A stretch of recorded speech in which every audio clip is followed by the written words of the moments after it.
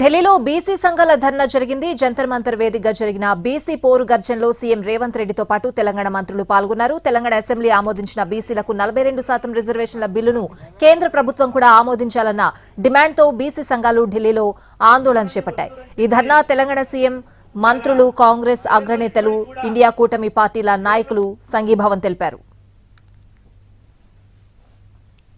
BC యుద్ధం ఢిల్లీకి చేరింది. బీసీలకు 42% రిజర్వేషన్ల బిల్లును పార్లమెంట్లో పెట్టి పాస్ చేసేందుకు కేంద్రం సహకరించాలని కాంగ్రెస్ డిమాండ్ చేసింది. బీసీ బిల్లుపై ఢిల్లీలో కూడా ఉడుంపట్టు పట్టాలన్నారు. దేశానికి వెన్నెముకైన బీసీలకు న్యాయం జరిగి తీరాలని అన్నారు. ప్రజల అభిప్రాయం మేరకు నివేదిక ఇది. దీన్ని కూడా రద్దాంతం చేస్తారు, దేనితోనే ఓడుస్తారు, కులాల మధ్య చిచ్చు పెట్టే ప్రయత్నం చేస్తారు. అందరికీ జాగ్రత్త.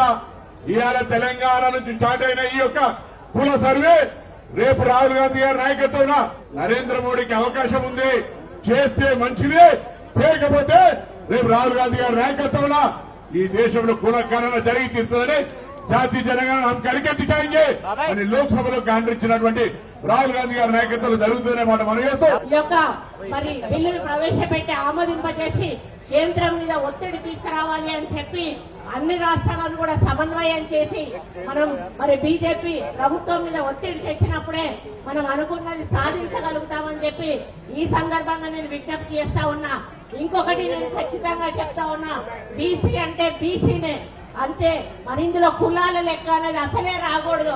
మరి మేము కుర్మలము, మేము పద్మశాలిలము, లేకపోతే మేము గొల్ల, ఆ విధంగా వచ్చినట్టయితే అది విభజించి పాలించే తత్వంగానే ఉంటది.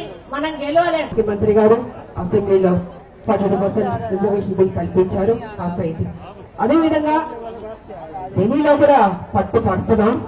నేను ఒకటే మాట చెప్పదలుచుకున్నాను, మీరు పట్టు పట్టండి, బీసీలకి న్యాయం జరుగుతుందని కూడా తెలియజేస్తున్నాను. బీసీలు అన్నది మన భారతదేశంలో వెన్నెముక లాంటి వాళ్ళు. మీకు న్యాయం జరగకపోతే భారతదేశానికి ఏమి న్యాయం జరగనట్టు. కాబట్టి గట్టి కొట్లాడతాం. మన బీసీలకి న్యాయం జరిగేటట్టు 40% రిజర్వేషన్ కల్పించేటట్టు అది జరిగే వరకు విడిచిపెట్టదని మీ అందరికి తెలియజేసుకుంటూ డిక్లరేషన్ సిద్ధరామయ్య పిలిచిండు అన్న ప్రకారం 42 ఇచ్చిన ఆయన ఫ్యూచర్ లో పోతేనన్న పోని బీసీ సభ్యులని కన్నా పెట్టు చాలా తక్కువ ఉన్నది జనాభా ప్రకారం. నువ్వు అన్నవాడు అన్నవా లేదా? కామారెడ్డిలో పెంచుతాను, పెంచు.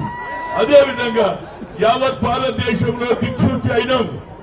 నువ్వు దయచేసి రేపు పార్లమెంట్ అసెంబ్లీ అయిపోయినాక దయచేసి కొన్ని రాష్ట్రాలకు అది వాల్యూ పెరిగింది. అరే కబ్జేకుడా రేవంత్ రెడ్డి పోయి ఆడ కూడా ఏది క్యాస్ట్ వైజ్ సెన్సర్ చేస్తే ఈ దేశం